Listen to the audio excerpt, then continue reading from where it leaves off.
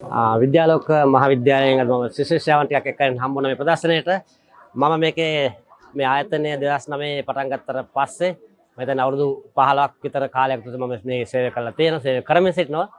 මම අද අපේ විශේෂ ආරාධනයක් හම්බුණා අපිට අපේ දරුවන් මේකට මේ ආයතනයට එක්ක එන්න කියලා මම එක්කගෙන ආවා.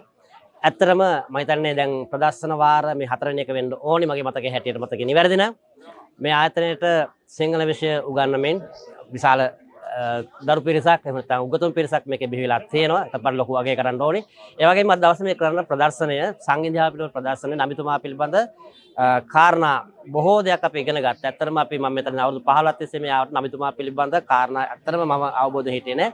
අද මේ ප්‍රදර්ශනයේ මා උත්තුක කාර්යයක් මොකද අන්‍ය ආගමකට ඉස්ලාම් නොවන ආගමිකයන්ට මේ නබිතුමා කියන්නේ කවුද කියන කාරණා පිළිබඳ දැනුවත් කිරීම සහ මේ ආගමික සංහිඳියාව ඔවුන්ගේ ආගමික මෙහෙවර මොකද්ද කියන කාරණා පිළිබඳ විශේෂ දැනුවත් වීම ලබා හරි සතුටුයි. ඒ නිසා මේ ප්‍රදර්ශන මම හිතන්නේ මේ සමාජගත කරන්න ඉදිරියටත් මීට වඩා හොඳ සංවිධානාත්මකව හොඳ ප්‍රදර්ශන සකස් කිරීමට සංවිධානය කිරීමට මේ ආයතනයට ශක්තිය ධෛර්ය වාසනාව ලැබෙයි කියලා ප්‍රාර්ථනා කරමින් මම නවතිනවා. බෙහෙන්ම ස්තුතියි.